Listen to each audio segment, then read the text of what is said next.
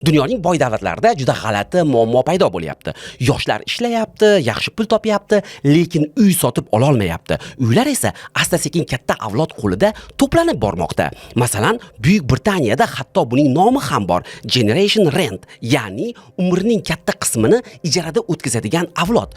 It is over for us. There is no hope. $4,000 a month. There is no way I will ever be able to afford to buy a house. Janubiy Koreyada esa uy narxlari shu darajaga chiqib ketdiki, yoshlar oila qurish va farzand ko'rishni ham kechiktira boshladi. Va eng qizig'i, Toshkent ham asta-sekin shu yo'lga kirayotgandek. Bugun poytaxtda minglab uylar qurilyapti, lekin yosh oilalar uchun uy olish tobora qiyinlashib bormoqda. Xo'sh, O'zbekiston ham kelajakda umrbod ijarachilar jamiyatiga aylanib qolishi mumkinmi? Bugun shu haqida gaplashamiz. Hozircha biz Britaniya yoki Koreya darajasiga yetganimiz yo'q. Toshkentda hali ham ko'pchilik yoshlar uy olishni xohlayapti. Odamlar harakat qilyapti, ishlayapti. Muammo shundaki, iqtisodiy hisob-kitob asta-sekin buzilib bormoqda. Masalan, bugun Toshkentda oyiga 10-15 million topadigan yosh mutaxassislarni olaylik. Bir qaraganda bu yomon maosh emasdek ko'rinadi, lekin ijara, oziq-ovqat, transport, kommunal va boshqa kundalik xarajatlardan keyin odamning qo'lida kapital yig'ishga deyarli hech narsa qolmaydi. Eng xavflisi esa boshqa joyda. Hozircha uylar bizda to'liq katta avlod qo'lida to'planib ulgurgani yo'q, lekin dunyo tajribasi shuni ko'rsatmoqdaki,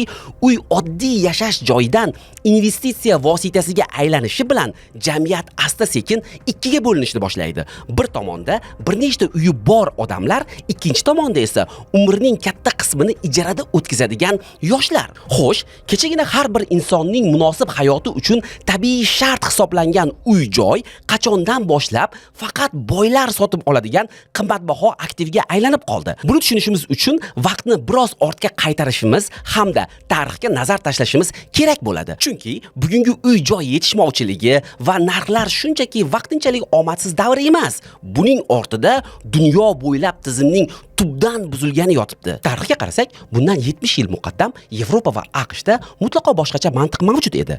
Ikkinchi jahon urushidan keyin vayron bo'lgan davlatlar iqtisodiyotini tiklash uchun odamlarni ommaviy va arzon uy-joy bilan ta'minlash kerak deb hisoblashdi. Masalan, Buyuk Britaniyada hukumat munitsipal uy-joy dasturini ishga tushirdi. Davlat uylarni o'zi qurib, odamlarga bozor narxidan ancha past, barqaror tariflarda ijaraga berar edi. Germaniyada esa uy-joy xuddi maktab yoki shifoxona kabi ijtimoiy infratuzilma hisoblanib, quruvchilarning yillik foydasi qonun bilan 3-4% qilib cheklab qo'yilgandi. Ya'ni uydan biznes qilib boyishga yo'l qo'yilmagan. Sobiq ittifoqda ham kvartiralar pulga emas, tizimdagi navbatga qarab taqsimlanardi. AQSh esa butunlay boshqa, xususiy mulkchilik yo'lini tanladi.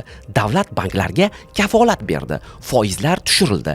Shahar tashqarisida shinamgina hovlilar ommaviy shtamplanib tashlandi. Mantiq juda jozibador edi. 1947-yilda yangi qurilgan kottejlarning narxi o'rtacha oilaning atiga 2,5 yillik maoshiga teng bo'lgan.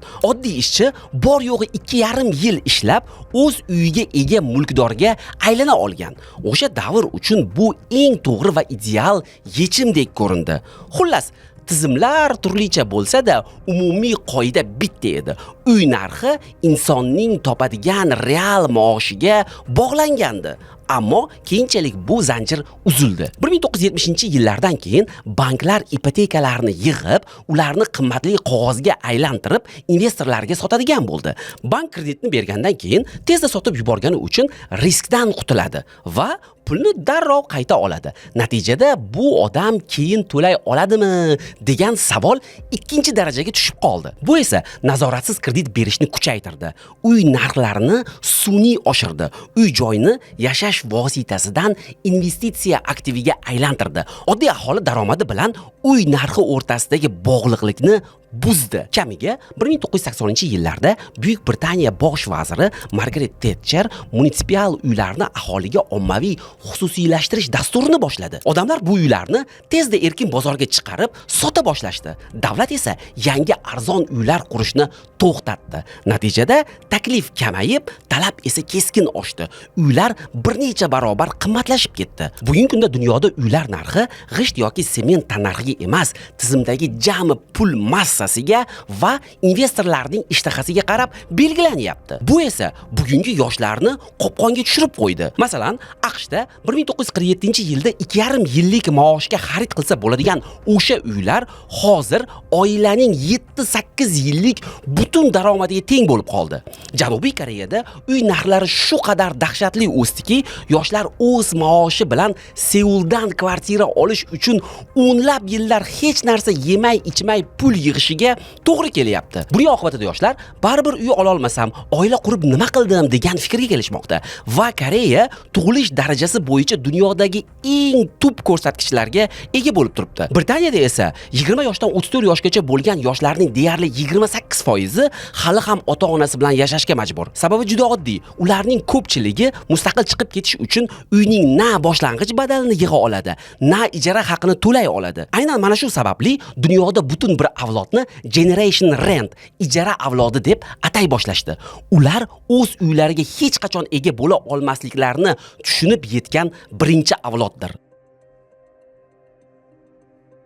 Endi eng og'riqli nuqtaga qaytamiz. Tashqaridan qaraganda Toshkent ulkan qurilish maydoniga aylangan. Har qadamda yangi majmualar qad rostlayapti. Lekin ichkariga kirib raqamlarga va iqtisodiy holatga qarasak, manzara mutlaqo boshqacha. Bugun Toshkentda ijara va uy narxlari nominal jihatdan rivojlangan davlatlarnikiga yaqinlashib bormoqda. Aslida esa masala uyning mutlaq narxida emas, uni sotib olish uchun inson necha yil ishlashi kerakligida. Masalan, Germaniya poytaxti Berlinda o'rtacha kvartira narxi bir oilaning taxminan 9 yillik daromadiga teng.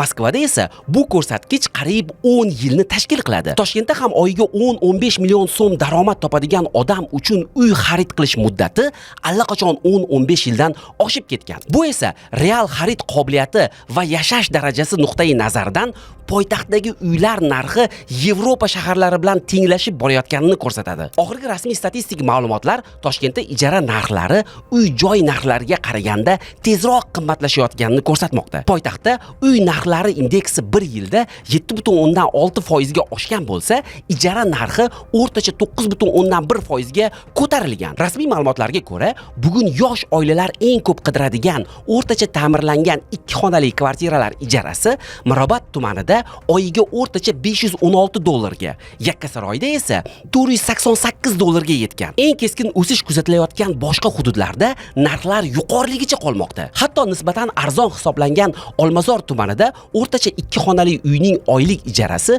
$364, Sergelida esa $360 dan past emas. Bunday bosimli vaziyatda ayrim yoshlarning xayoliga birinchi bo'lib ipoteka krediti keladi.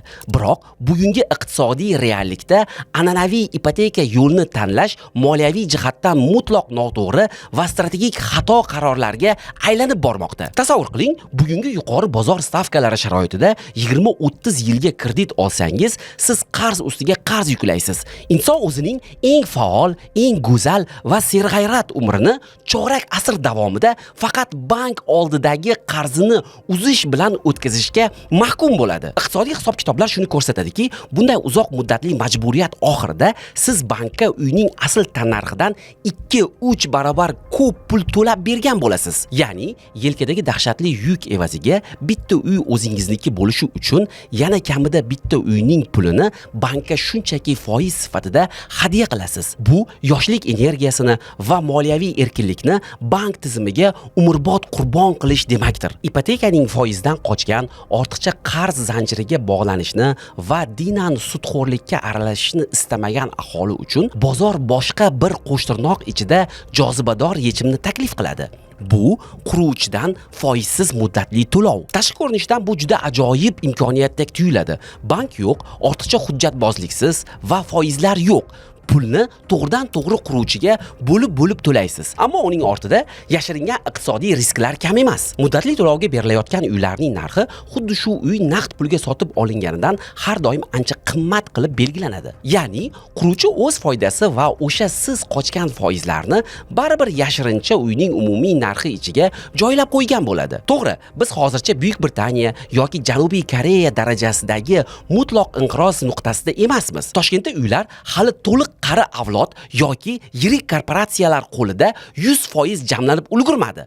Biroq xavf shundaki, trend aynan o'sha tomonga qarab shiddat bilan ketmoqda. Toshkentda qurilayotgan ko'chmas mulklarning bir qismi bugun haqiqiy yashashga muhtojlar tomonidan emas, balki kapitalni inflyatsiyadan himoya qilish va pul tikish vositasi sifatida investorlar tomonidan sotib olinmoqda. Uylar poydevor davridayoq chayqovchi investorlar tomonidan yoppasiga sotib olinadi va keyin ustiga katta ustuma qo'yib qayta sotiladi. Natijada oddiy mehnat bilan pul topuvchi yoshlar haqiqiy iste'molchi bo'la turib bozordan siqib chiqarilmoqda.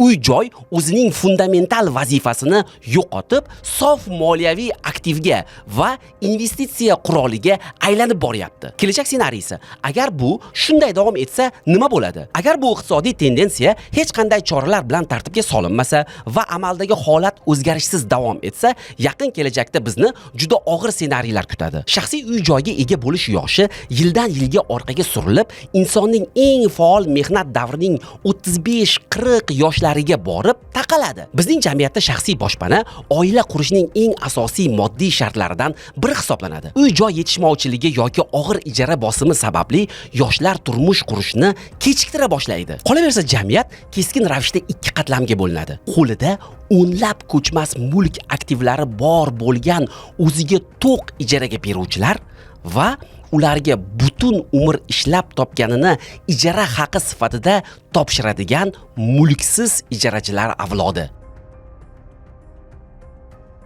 Zoomerlar uy olishni xohlamayapti emas, urinmoqda. Ko'pincha katta avlod vakillari yoshlarni, xususan zoomerlarni dangasalikda, tayyorga ayyorlikda yoki erkinlikka berilib uy olishni xohlamaslikda ayblashadi. Go'yoki ular uylik bo'lishni istamay, hamma pulni sayohat, kafelar va brendlarga sarflayotgandek ko'rsatiladi. Lekin iqtisodiy tahlillar mutlaq boshqa haqiqatni ochib beryapti. Yoshlar uy olishni xohlamayotgani yo'q, ular urinmoqda. Shunchaki ularning topayotgan real maoshi va ko'chmas mulk bozorida narxlar o'rtasidagi nomutanosiblik juda katta. Natijada yosh yigit-qizlar yelkasiga yoshlikdanoq juda og'ir ruhiy bosim, chorasizlik va kelajakka nisbatan ishonchsizlik hissi yuklatilmoqda. Ushbu muammoning ildizi shundaki, ayb yosh avlodning o'zida emas. Muammo uy-joyning inson hayoti uchun eng zarur bo'lgan fundamental ehtiyojdan shunchaki yirik korporatsiyalar va spekulyantlar boylik orttiradigan biznes vositasiga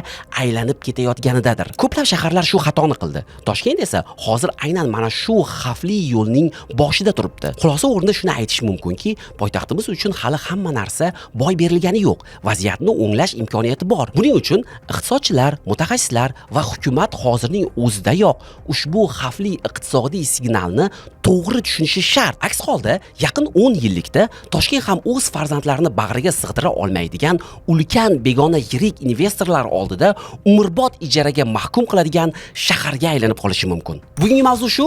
Agarda sizga bizni ushbu maxsus sonimiz ma'qul kelsa, albatta like bosing, obuna bo'ling va keyingi maxsus sonlarimizda qanday mavzularni shunday yoritib berishimizni xohlashingiz haqida fikrlaringizni qoldiring. Rahmat kattakon.